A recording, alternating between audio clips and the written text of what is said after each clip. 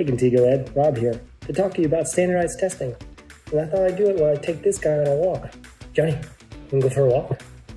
You wanna go for a walk? What could go wrong? Everything. And we are off.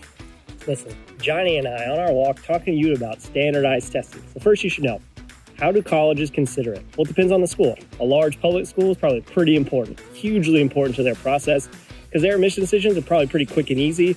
They have a standard metric for GPA and test score. If you match it, cool. If you don't, maybe not, right? Then you've got the, I would say, holistic review school, okay? So when I worked in college admission, we were a holistic review school, so we looked at everything.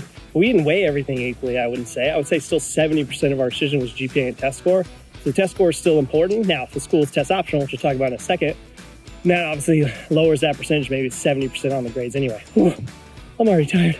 Oh, look at the chunky boy go. He needs to walk, we all do. Now, you may have heard of things like test optional, test flexible, or test blind. What do they all mean? No one knows. That's not your ideal. Listen, test optional means that a kid could send it or they couldn't. They have the option.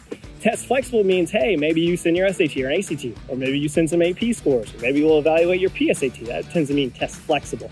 And then test blind, like the University of California systems, like UCLA, UC Berkeley, UC Davis, their test blind meaning they don't look at test scores even if you send them. So don't waste your money and don't send them. Instead, you can use that money to buy food for your puppy or something. Now, when do you have students take it?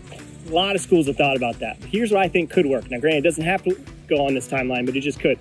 I think when a kid's a junior, assuming they've had at least a semester of Algebra 2, because that's the terminal math really on both of those tests, I advise my juniors to take both in December. They usually offer the SAT and ACT in back-to-back weeks in December, so they can take both tests without prepping, blind, for a pure diagnostic, and whatever they do better on, focus on that one and forget the other one even exists. Because kids should really focus on one test for two reasons. One, colleges don't care which one you send, they weigh them both equally. And two, prepping for both would be cruel and unusual punishment.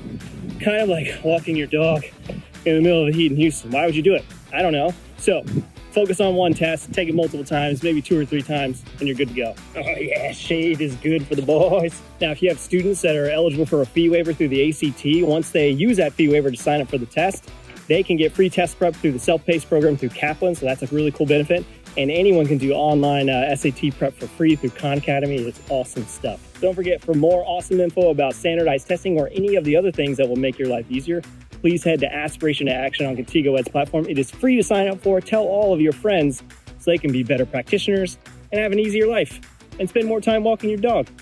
Have a good one.